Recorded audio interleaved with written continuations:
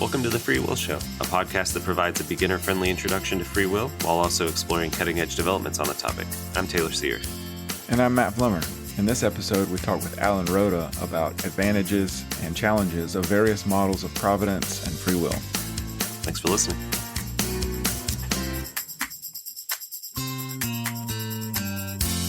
I'm happy to introduce Alan Rhoda, who's an academic librarian at Christian Theological Seminary in Indianapolis, Indiana, as well as a philosopher. Alan has published several papers on the openness of the future and issues surrounding debates about divine foreknowledge and divine providence. Earlier this year, that is 2024, Alan published a book in the Cambridge Elements series called Open Theism. And he's agreed to talk with us today about free will and models of divine providence more generally. So welcome to the show, Alan. Thanks so much for joining us. Before we get into the topic of today's episode, could you start by telling us a bit about yourself, your work, and how you came to be interested in working on issues related to free will? Yeah, thanks for the opportunity to be on your show, Matt and Taylor. Really appreciate it. As you said, I currently work as an academic librarian. I've done that for about 10 years. Before that, I spent about 10 years as a professional philosopher, taught mostly at UNLV and at Notre Dame. My main academic interests are on models of God, divine providence, the openness of the future, things like that. And all of those issues, of course, intersect with the free will debate in a number of ways. And so I'm also interested in that debate, too, because I got interested in these subjects really back in high school. One of my teachers in high school, who was an outspoken Christian, he pointed me toward a book by William Lane Craig called The Only Wise God, which is a popular level of defense of Molinism, which is one of the models we're touching on. That got me really interested in the free will foreknowledge debate, and I continued to reflect a lot on that over the years, never being quite happy with any of the positions that I considered. They all seemed to me to have a fatal flaw somewhere. Eventually, I settled on open theism. This is probably about 25 years ago now. That, as I'll mention later, I think of at least of the models I'll be considering, I think it has the least problems, and it is the most defensible overall. So as Taylor said, our overall topic is divine providence, but before we ask about various models of providence and how they relate to free will, could you say a bit about what the doctrine of divine providence is?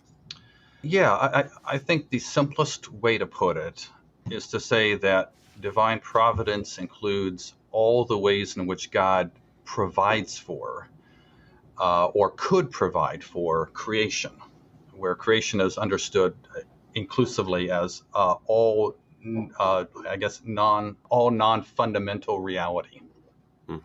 Right. Providence, in this sense, is going to include things like creating, sustaining, ordaining, commanding, or sort of guidance that God gives, or miraculous intervention, or concurring with creaturely actions. Anything that God does that bears upon the rest of reality in some way is providential.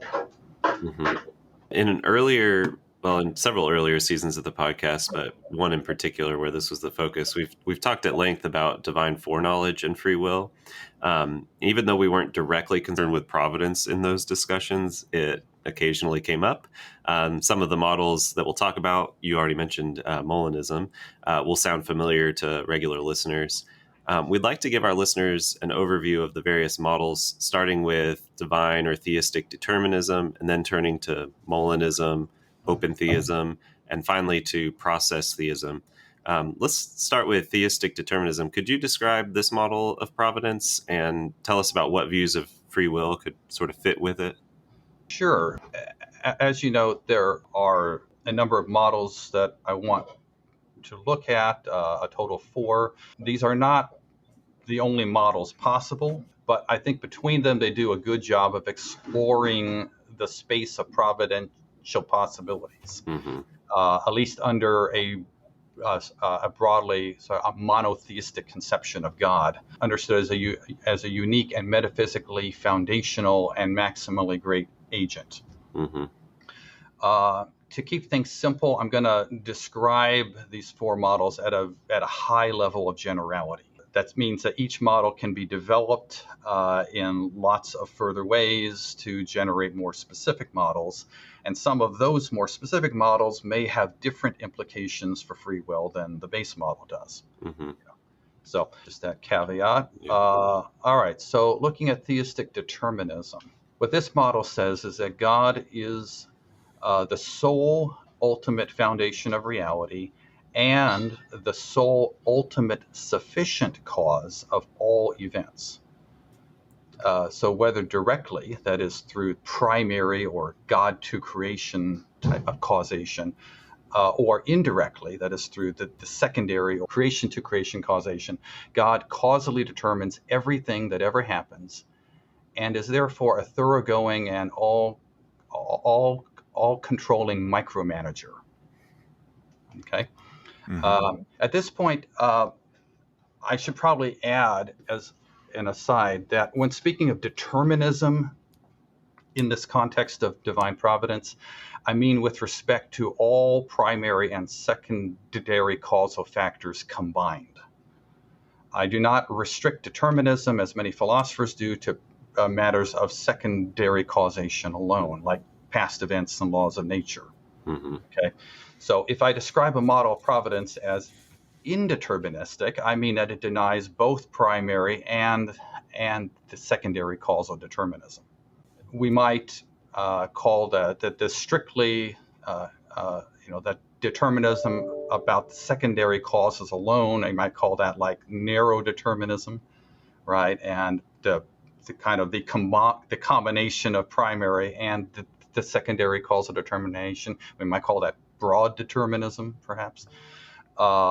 Likewise, to speak of narrow indeterminism would be indeterminism with respect to secondary causes alone, and broad indeterminism would be indeterminism with respect to both primary and secondary causes. So, for the present purposes, because we've got the topic is divine providence, we've got God in the picture, and we want to think about how God is interacting with and influencing the rest of reality.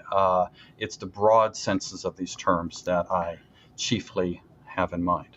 Mm-hmm. So back to theistic determinism and free will.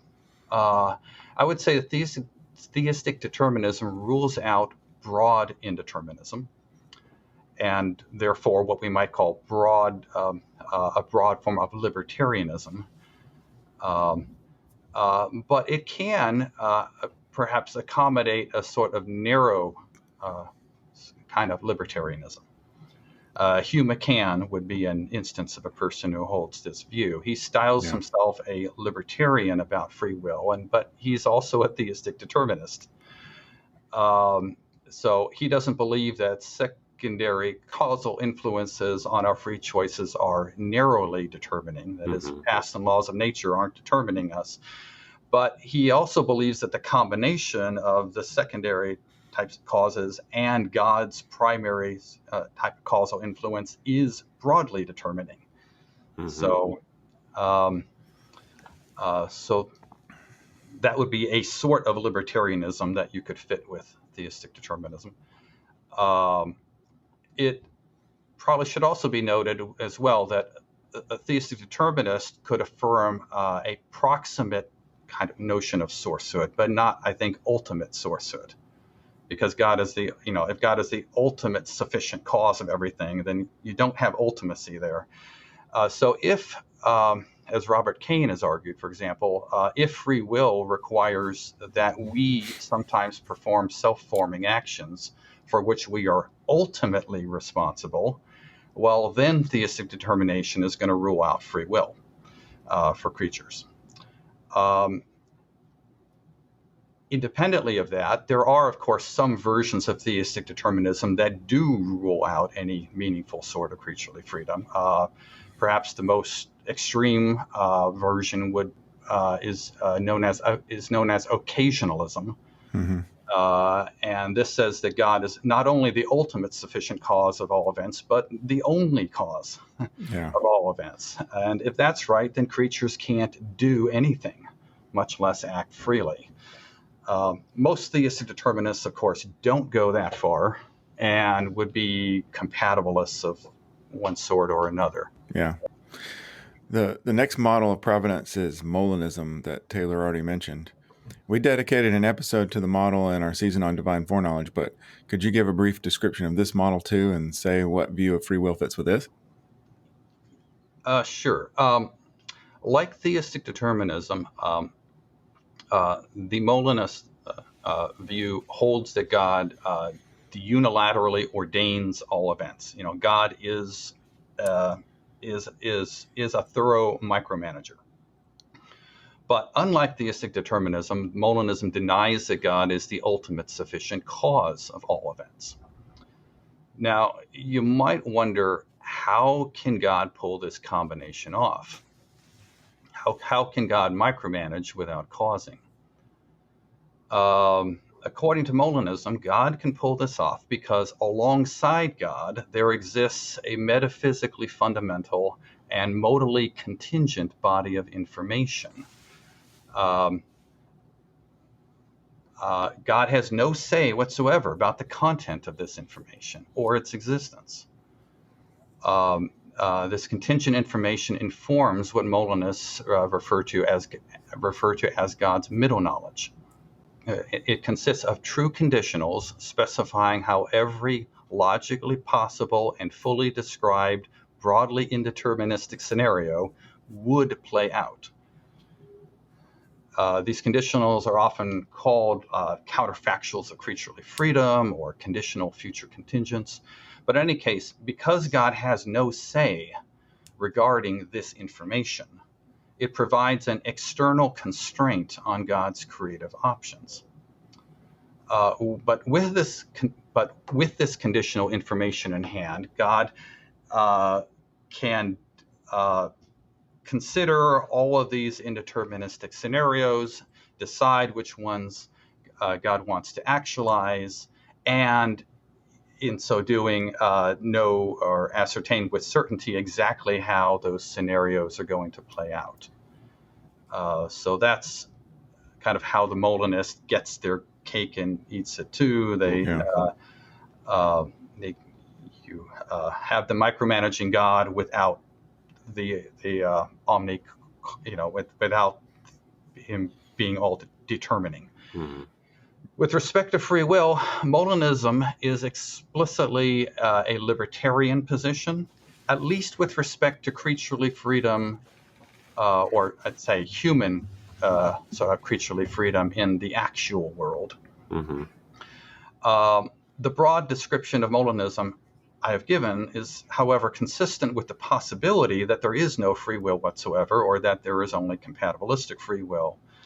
After all, it may be that after considering how all logically possible indeterministic scenarios would play out, God decides not to actualize any such scenarios, or to actualize none that involve creatures that are free in whatever sense is necessary for libertarian freedom. Sure. Mm-hmm. Right? Yeah, You don't strictly have to be a libertarian right. and have the Molinist model of providence. Mm-hmm.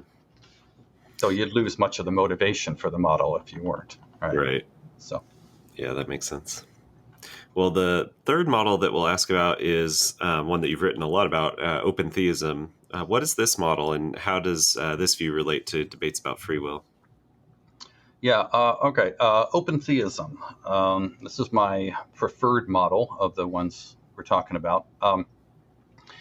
It agrees with theistic determinism against Molinism that God can, should God want to, God is able to unilaterally specify all of creation.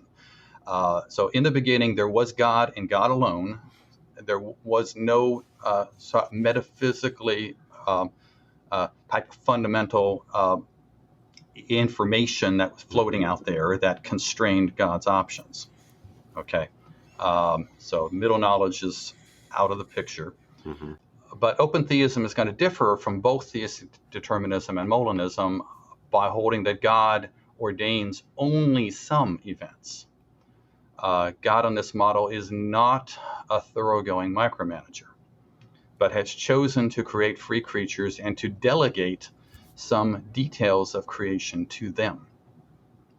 More specifically, God sets up the initial conditions and the laws of nature, decides what's causally possible for every type of creature, and decides when and how, should it become necessary, God will intervene in creation to keep God's plans on track. The key idea of open theism is that God wants an open-ended world in which creatures have a meaningful degree of freedom, whereby, to some extent at least, it is they and not God who decide how the course of events unfolds. Mm-hmm. With respect to free will, nearly all open theists affirm a libertarian position because God's having significantly free creatures and giving them a general, a genuine degree of causal leeway is the main point of the model. Mm-hmm. But as with Molinism, the base model, as I've described, does not entail that creatures have much or any degree of libertarian freedom. Right. So all open theism strictly requires is that creation be broadly indeterministic in some respects, with God deciding which respects those are, and creatures having the freedom to fill in the details that God leaves open. Mm-hmm. So hypothetically, you could have a version of open theism where God satisfies his desire for an open-ended world with something like quantum indeterminism, Mm-hmm. And doesn't allow and doesn't create any sort of creatures who actually have a free will. Mm-hmm. If I could ask a quick follow-up here. So sometimes people, when they're talking about different models of providence, will say there's one in between the Molinist picture and the open theistic picture where God doesn't have middle knowledge, as the Molinist says, but also the future is not open in the way the open future theist tends to think. God knows everything that's going to happen in the future, but it's sometimes just called the simple foreknowledge view. Mm-hmm. Could you say how that fits in with these models of providence that we've been talking about? Yeah, that's a good question. So to set up the contrast here, open theism says that because God decided not to ordain all events, but to delegate some details of creation to indeterministically free creatures, God has left the overall story of creation, has left it unfinished and open-ended. Mm-hmm. So in some context, creatures have the leeway both to act in a certain way and to act in a contrary way. Because of this, until creatures have made the relevant decisions and thereby have written the parts of the story that God has delegated to them, there simply is no fact of the matter as to how those decisions will play out. So according to open theism, the world is objectively open-ended, and so an omniscient God knows it as such. Mm-hmm. There is no unique actual future or thin red line, as some philosophers like to call it. Mm-hmm. In contrast, what we call the simple foreknowledge view, there's also the closely related kind of timeless knowledge view from Boethius. These models say that there is a unique actual future, which God eternally and infallibly knows, albeit without God's having ordained and ultimately sufficiently caused all events. On these models, God's knowledge of the unique actual future is grounded in the actual occurrences of future contingent events. Mm-hmm. So if we grant for now that this proposal is coherent, one consequence of these models is that God's knowledge of the unique actual future is providentially useless. Because God's knowledge of the unique actual future is grounded in the actual occurrences of the events it concerns, it comes too late in the order of explanation for God to do anything about those events. The upshot is that the simple foreknowledge and timeless knowledge models are providentially equivalent to open theism. The knowledge of a unique actual future, which those models attribute to God and which open theists reject, isn't knowledge that could possibly make a providential difference. Yeah. All right, so we're going to ask about the fourth and final model now, which is called process theism. So what is the process theist model of providence, and how does it relate to issues about free will? Okay. So the process view is a quite a different view than the other ones that have had a kind of a standard form of monotheism in the background. The process view starts out by viewing God as in a symbiotic relation with a world process that is be eternally ongoing. So both God and the world process, both of them are metaphysically fundamental. Both need the other, right? Without the world process, God can't do anything. He's got no sphere in which to work. Without God, the world process has no direction. It's like, I don't know, like a chicken with its head cut off. It's mindless. It would spiral into chaos. In many ways, we could say that the process view is the polar opposite of theistic determinism. And for that reason, I think it makes sort of it serves as a bookend to these four models that we're looking at. Whereas theistic determinism says that God ordains and ultimately causes all events in creation, process theism says that God cannot ordain any events in creation. The most God can do is persuasively lure or influence the world process to develop in this way rather than that way. The reason he can only persuasively lure and influence is because, according to process metaphysics, every element within creation or the world process, from the simplest like quantum level thing to the most complex, like the human brain or what have you, has a metaphysically ineliminable spark of creativity, a kind of free agency, or at the rudimentary type levels, it would be more like a sort of Epicurean swerve, if you will. And this ineliminable degree of creativity allows every element of the world process to develop in ways contrary to God's influence, no matter how much influence God exerts. Right? So God can never be guaranteed of getting his way. With respect to free will, the process view is probably the closest thing possible to a thoroughgoing type of libertarianism. Where it's not just humans and higher creatures that have a type of libertarian freedom and always do, but everything down to the level of molecules has a rudimentary sort of freedom that is structurally analogous to libertarian sort of freedom. Determinism, in this view, whether broad or narrow, is restricted to secondary causes or both secondary and primary, is metaphysically impossible in the system. Both hard and soft determinist positions are going to be non-starters. Likewise, the compatibilism is going to lose much of its motivation, because whether free will is compatible or not with a metaphysical impossibility, namely determinism, is not a question of pressing relevance on the process model.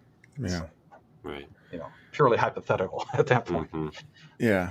I haven't read much of people defending process theism. So is there like historical precursors, kind of like with Molinism, like it's named after the It, historical precursor?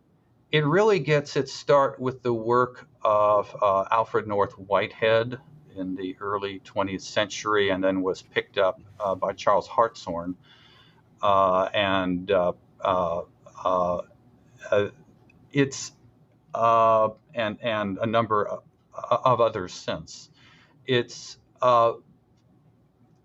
very influential in the more kind of liberal spheres of theology. Like a lot of seminaries that are on the kind of left-wing side of the theological spectrum are heavily influenced by process thought. Yeah. If you're coming from a more conservative sort of theological background, you may never hear anything about it. Hmm. Well, thanks for going through each of those models. I know that was a lot for us to ask you to do very briefly for each one. But we also wanted to make sure to ask how you'd assess each of them. You favor the open theist model, so we'll ask more about that one next. But what do you think are some of the strengths and also potential problems with the other models? Yeah. Good question. So first, I'm going to focus my comments here just on matters that are philosophical in nature. Mm-hmm. There are lots of theological debates that can be raised. How do you accommodate this verse in the Bible and stuff like this? Right. I'm not going to address the issues from that side here. So if we restrict our focus to the philosophical issues, I think that the biggest issues to look at when comparing models of providence are internal coherence and the metaphysical plausibility, and the big sort of practical test, which is the problem of evil. As you know, a model of providence is basically a theory of how God manages creation, and the problem of evil is really kind of says, well, if there is such a God, God has pretty well botched it up, right? Mismanaged things. So it's a direct sort of challenge that every model of providence is going to have to deal with. I'm going to focus my comments mainly on the problem of evil, and we'll follow those up with some briefer reflections on the other 2 points about internal coherence and metaphysical plausibility. So the biggest issue for theistic determinism by far is the problem of evil. Ironically, it's also both the biggest sort of selling point and one of the biggest problems for process theism. So process folks like to say, our view solves the problem of evil. Well, in one sense it does, but we'll see. Not completely. So I think these two views both have a big problem with the problem of evil, but in a completely opposite way. So a helpful way to look at this is to reconsider that there are two sides to the problem of evil. On one side, we have what I call the retrospective, or the backward kind of looking problem of evil. We're looking back at evils that have occurred, or considering the ones that we reasonably expect are going to occur, kind of as if they're already actual. We can ask, well, what should we make of God's involvement in the coming about of those events? Is God, on some model of providence, involved in the coming to be of evils in a manner suggesting that God has mismanaged creation? On the other side of the problem of evil, we have what I call the prospective, or the forward kind of looking problem. Here the issue is, once the evils have occurred, what can and is God doing to address those evils? To, say, bring good out of them, or to heal and restore what is broken, or to finally defeat evil. So turning back to theistic determinism, in its base form, I think this view is in great shape when it comes to the prospective, the forward-looking problem of evil.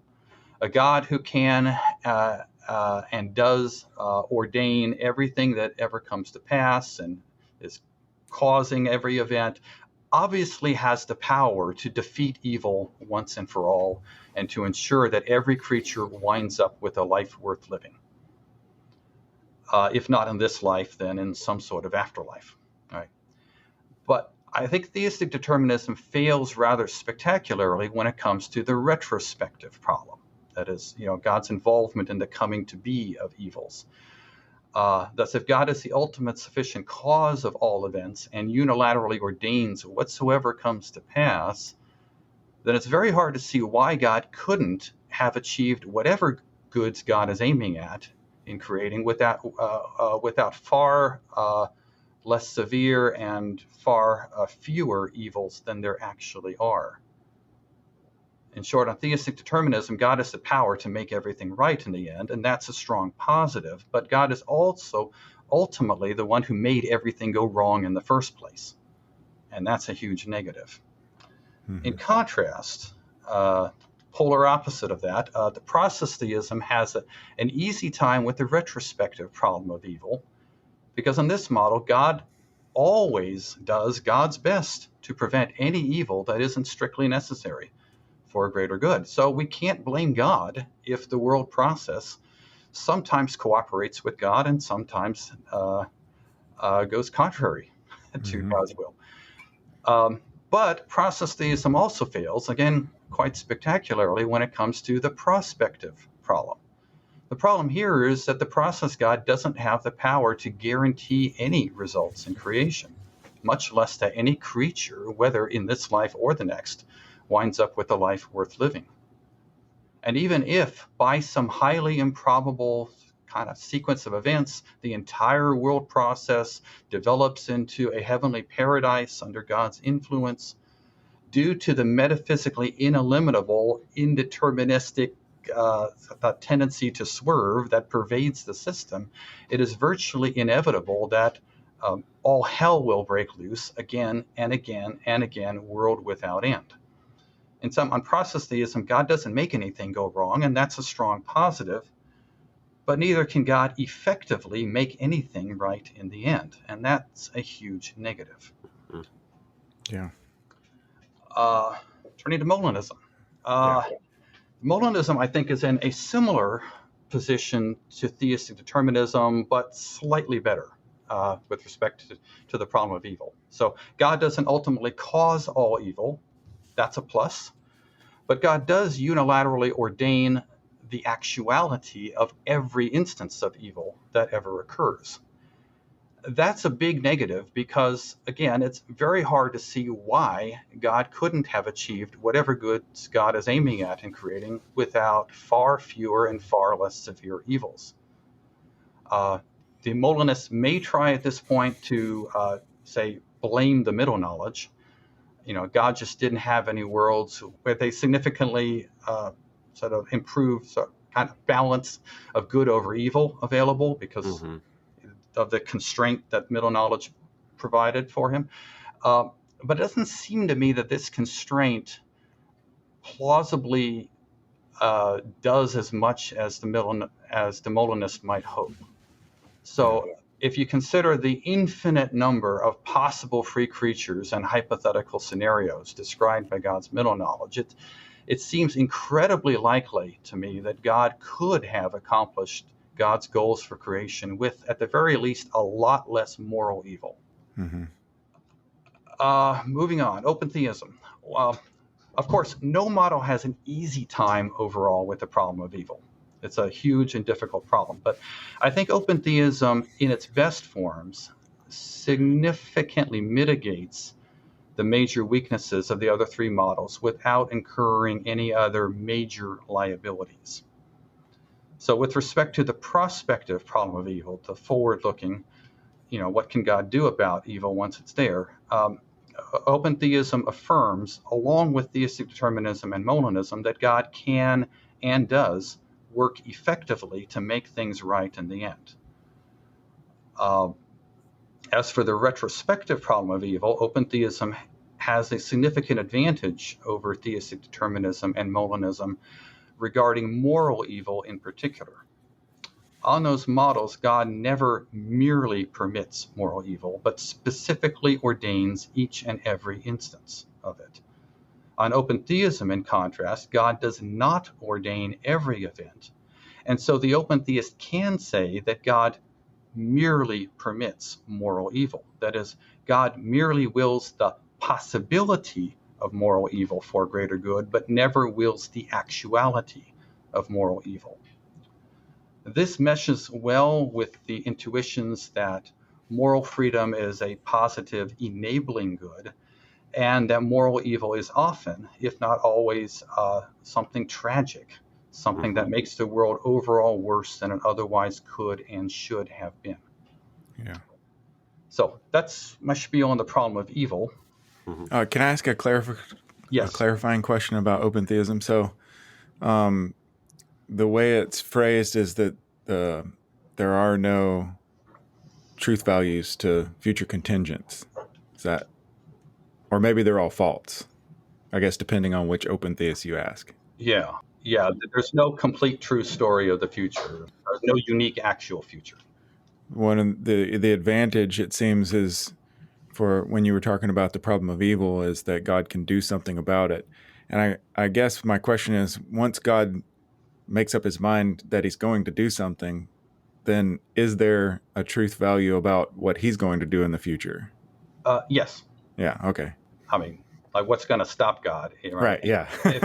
if he wants to do something, and as a categorically, not, then that's God's prerogative at that point, and God, knowing his own intentions and power, would be able to say, yeah, that's going to happen. Mm-hmm. Moving on to questions of metaphysical plausibility. I think this is a major liability, especially for Molinism. Mm-hmm. There are several related problems here. One of them is the well-known grounding problem, which is what, if anything, secures the truth of God's contingent middle knowledge information. As contingent, it can't be grounded in God's nature. As prevolitional, it can't be grounded in God's will or in creation. And if you try to ground it in necessarily existent creaturely essences, you lose the contingency of the information, and then it no longer allows for creaturely libertarian freedom. Mm-hmm. A closely related problem, not discussed in the literature, to my knowledge, is how this contingent information could possibly constrain what an otherwise omnipotent God can do with creation. How does information that seemingly comes from nowhere and is grounded in nothing get enough purchase to constrain God? The Molinist has to say, I think, that middle knowledge information is as metaphysically fundamental as a metaphysically necessary God is. Mm-hmm. But then how can it be both metaphysically fundamental and contingent? Yeah. I don't get it. That seems very implausible to me. Last little point about internal coherence. Here I'm going to pick on the simple foreknowledge view, though this point could be expanded to cover simple foreknowledge, timeless knowledge, and Molinism in different ways. So there is, I think, an apparent tension between two core commitments of the simple foreknowledge model. On the one hand, the model says that there is a unique actual future. In God's knowledge, the story of creation is and eternally has been finished. On the other hand, the model is also broadly indeterministic, such that there are multiple causally possible futures, and which future becomes actual is settled by the actual occurrences of future contingent events. But then it follows that before, that is, in the order of explanation, the occurrences of those events, it must have been an open question as to how the future would unfold. But then the explanatorily antecedent open question information state is also incompatible with the explanatorily posterior information state, right? Like before the indeterministic event is resolved, things could go either of two ways, right? After the event, it's now such that it has gone this way and not the other way, right? So those two information states are incompatible. They can't both be realized concurrently. Because they're incompatible, though, it follows that the sequence between those states cannot be merely logical. It must be chronological. And from this, it follows that the story of creation has not been eternally finished after all, but has been built up sequentially as future contingencies have progressively resolved. This result, I think, serves to vindicate open theism over the simple foreknowledge model. So, yeah, that's a couple reasons why you land up there. Are there other reasons why you prefer open theism? And after you answer that, what are some potential challenges for the open theist model? Again, restricting my focus just to philosophical considerations. The two main reasons I prefer open theism over the other models that I've discussed are first, that I think it's the only model aside from simple foreknowledge-like models that has the resources to fare reasonably well on both the prospective and retrospective sides of the problem of evil. And the second point is that I think it's the only broadly indeterministic and libertarian model, aside from process theism, that is internally consistent. So, as I see it, if you want creaturely libertarian freedom and you want a robustly omnipotent God, then open theism is the only coherent game in town. Yeah. Two philosophical challenges that are commonly raised against open theism are that it diminishes God in some way as compared to, say, like classical theism, and two, that it makes God into a risk-taking sort of kind of like cosmic gambler of sorts, something that is perhaps both unbecoming of God and morally suspect. I can't fully address those objections here, but suffice to say, I don't think these objections are all that good. The most common version of the first objection, that open theism diminishes God, is that it undermines God's omniscience. The main problem with this charge is that it question-beggingly assumes that there is such a thing as a unique actual future, a thin red line. Were there such a thing, an omniscient God would, of course, have to know it. But open theists, or most of them at any rate, are open futurists. We don't believe there is a unique actual future, and because there isn't one, an omniscient God knows the future as open-ended precisely because it is open-ended. As for the charge that this makes God a morally suspect kind of cosmic gambler, improperly, taking risks with the lives of creatures at stake, I think the first point is that the open theists would say that there's nothing more morally problematic with God's taking calculated risks with creation than there is with a pair of loving parents bringing a child into their home, knowing full well that there is no upfront guarantee that their child will live a long and happy life. There's a risk involved with parenthood, but it's still worth the risk, right? The second point, and I think it's important as well, that unlike the loving parents, God has a lot more influence over what goes on. And God does exhaustive contingency planning. God can anticipate every possible thing, every way things might go wrong, and has the power to ensure that in the end, however specifically things play out, everyone's going to have a more than fair chance at a life worth living. Yeah. All right. So here's a question God and the devil are playing rock, paper, scissors, who wins? Well, mathematically, the best way to play that game is by being purely random, because any non-random strategy would generate predictions over time, and then those could be used by a sufficiently kind of savvy player.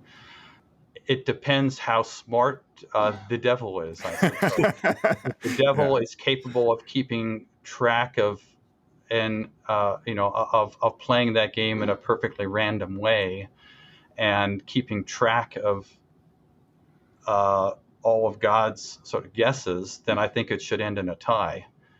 But if the devil's not quite that smart enough to pull it off, then God's going to win in the long run. Yeah. So no way to tell in one game, but if you recursively play and the devil's not as smart as God, then God wins. Yeah. Gotcha. Nice. Well, thanks so much for joining us, Alan. This has been great. Where can listeners go to follow your work? I do have a website that it is alanrhoda.net, where listeners can find many of my papers and also look at my blog, where I deal mainly with questions involving open futurism